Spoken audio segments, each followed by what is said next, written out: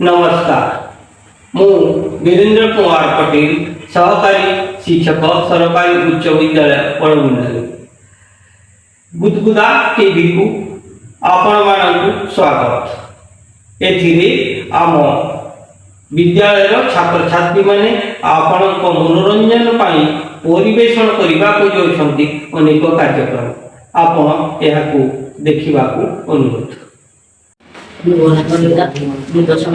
छात्र नमस्कार, मैं प्रतिमा दास, मैं 10वीं श्रेणी छात्री सरकारी उच्च विद्यालय बड़ाकुंडली। आजिर अनुचिंता और शुभकामना।